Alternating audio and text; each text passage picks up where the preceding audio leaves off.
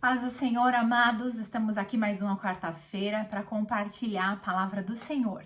E o texto que eu quero dividir com vocês hoje está em Mateus, no capítulo 21, e nós vamos ler do versículo 28 a seguir, que diz assim: E que vos parece? Um homem tinha 2 filhos. Chegando-se ao primeiro, disse: Filho, vai hoje trabalhar na vinha. E ele respondeu: Sim, senhor. Porém, não foi. Dirigindo-se ao segundo, disse-lhe a mesma coisa, mas esse respondeu: Não quero. Depois, arrependido, foi. Qual dos dois fez a vontade do pai? Disseram: O segundo. Declarou-lhes Jesus: Em verdade vos digo que publicanos e meretrizes vos precedem no reino de Deus. Porque João veio a vós outros no caminho da justiça, e não acreditastes nele, ao passo que publicanos e meretrizes creram. Vós, porém, mesmo vendo isso, não vos arrependestes, afinal, para acreditardes nele. Então, Jesus estava ali ensinando mais uma parábola. Jesus, nós sabemos que ele ensinava através de parábolas. E ele expõe essa parábola que um homem tinha 2 filhos e ele fala para os dois, né? Primeiro para um e fala: vai trabalhar na vinha. E o primeiro responde: sim, senhor, mas não vai. E o outro responde: eu não quero, mas se arrepende e vai. E Jesus faz a pergunta para eles: qual dos dois fez a vontade do Pai? E nós ouvimos um ditado popular dizendo assim que de boas intenções o inferno está cheio, né? A gente sempre ouviu esse jargão popular, esse ditado, e a questão toda não é pensando na escatologia, né? O estudo lá do final dos tempos, do fim do mundo, nem quanto ao homem, nem quanto ao mundo em si, né? Mas falando no sentido histórico, que no inferno, que é lá onde tudo vai, onde as pessoas que não encontraram salvação, arrependimento em Jesus, salvação para o seu espírito, vão padecer. Fala que lá no inferno está cheio de pessoas com boas intenções. E eu não discordo disso, que as pessoas, às vezes bem intencionadas, cometem grandes erros e equívocos. Mas a questão toda que Jesus está ensinando é que não interessa às vezes qual é a sua intenção e nem às vezes a resposta que você dá às coisas que ele pergunta a você. Se você responde sim ou se você responde não. Mas exatamente o que é que você executa, exatamente o que é que você põe em prática. Quantas pessoas atrás da sua resposta, às vezes positiva, né? Atrás de muitos améns, escondem preguiça, escondem ociosidade, escondem procrastinação, escondem omissão e muitas vezes permanecem inertes. Na igreja, a gente vê muito isso. Quando você tá ali pregando, você tá ensinando a palavra do Senhor e a pessoa tá falando amém, amém, amém. Ela tá concordando com aquilo que você está ensinando. Mas na prática, no dia a dia, ela não consegue colocar aquilo em prática na vida dela. Ela não consegue verdadeiramente colocar aquilo, fazendo aquilo se tornar vida.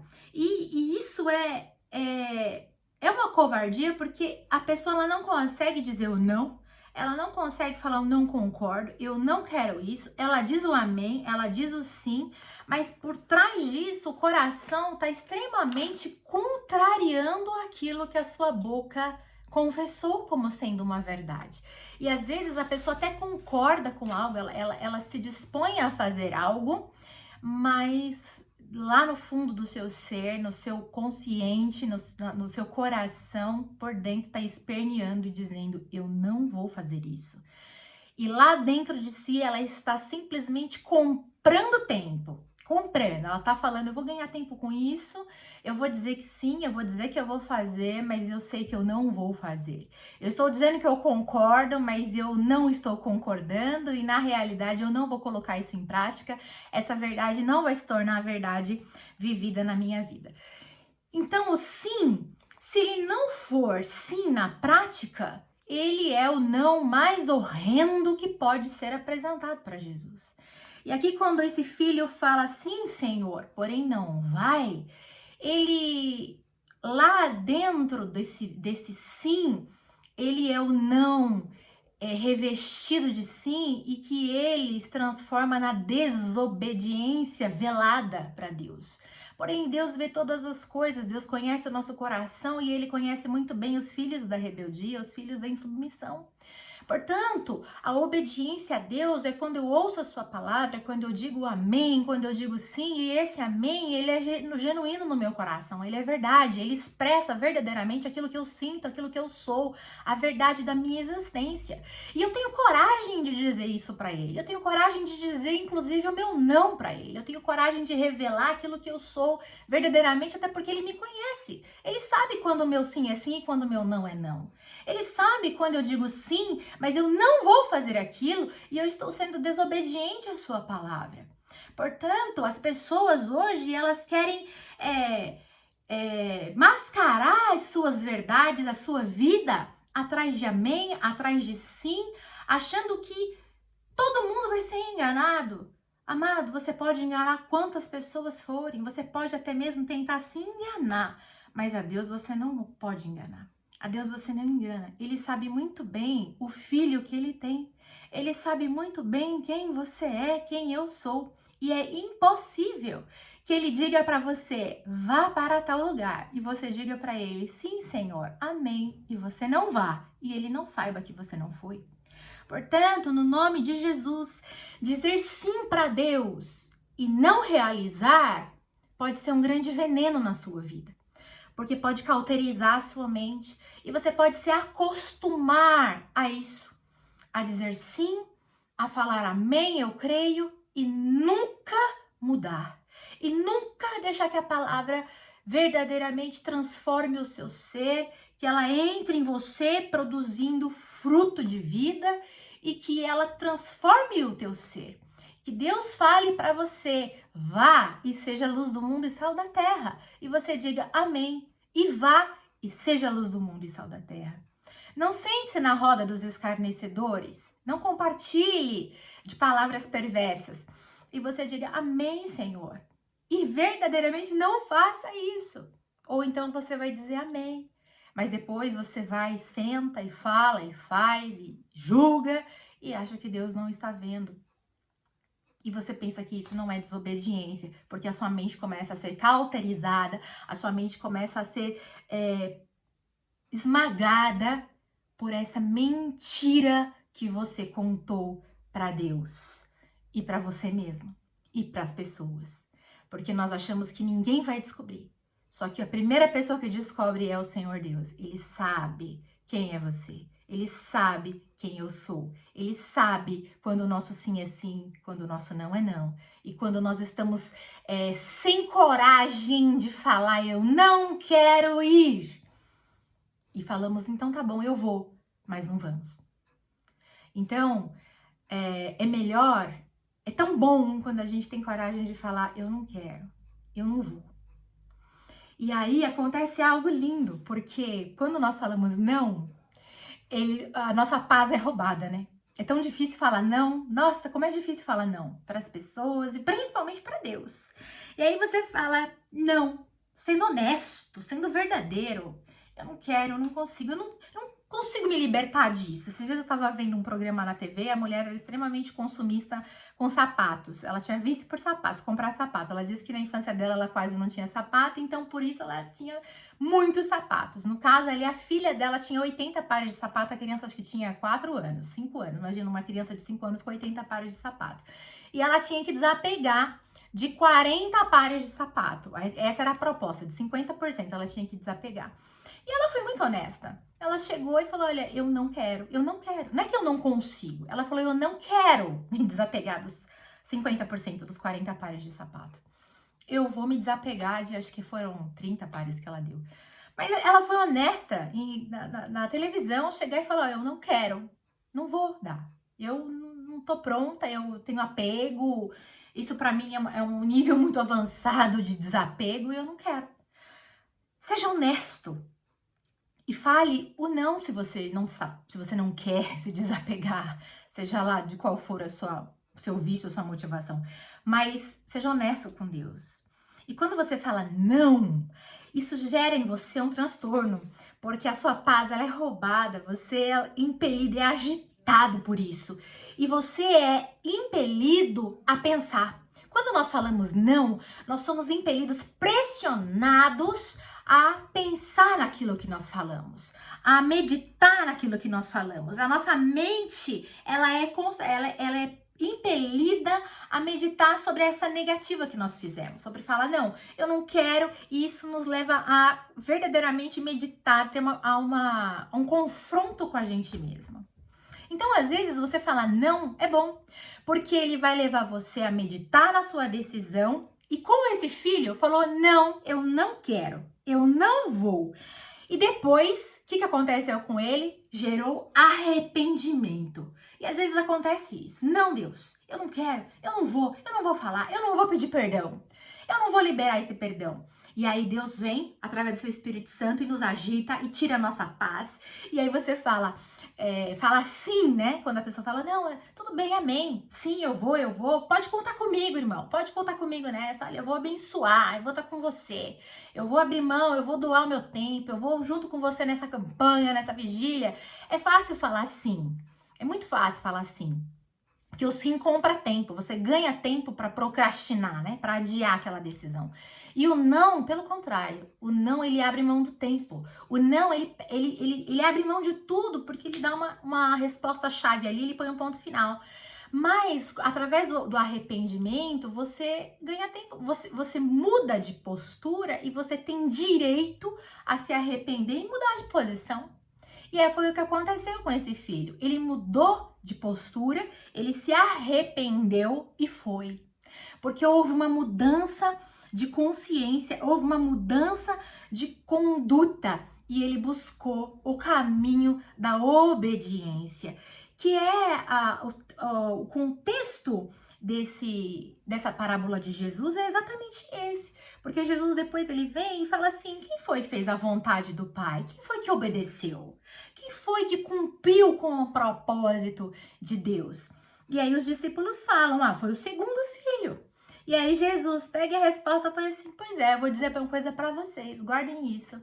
Publicanos e meretrizes vos precederão no reino de Deus. Olha só, publicanos e meretrizes, quem eram os publicanos? Eram aqueles judeus, israelitas, que eram contratados pelo governo romano para serem coletores, cobradores de impostos dos próprios judeus e assim eles obtinham vantagem. Então eles eram pessoas odiadas pela sociedade, eles odiavam eles, cobradores de impostos. Mateus era um publicano. Quando Jesus chamou ele, Mateus estava sentado na coletoria cobrando impostos. Jesus chamou ele. E as meretrizes, mulheres que eram também repudiadas pela sua vida fácil. Jesus fala que esses precederão os próprios discípulos no reino, os próprios ouvintes que estavam ali, os próprios discípulos no reino. Por quê? Por conta até mesmo do arrependimento e da conversão, da aceitação da palavra do Senhor, por conta do arrependimento. Então, é fácil falar sim, é fácil falar amém, é fácil falar que você tá todo bem intencionado, é fácil falar, olha, eu vou, mas não sai do lugar. É fácil falar eu creio, mas não toma uma posição. É fácil falar eu aceito o chamado, mas não muda uma palha, não se move, não faz nada em prol do reino. Jesus fala que publicanos e meretrizes nos precederão nesse caso. Por quê? Porque o arrependimento aconteceu e não houve nem tempo para essas pessoas se disponibilizarem de fazer a obra, enquanto outros que ouviram, outros que eram chamados de filhos, outros que estavam ali tendo oportunidade de fazer, ouvindo, diziam amém, diziam sim, Senhor, meu Pai amado, mas não havia mudança.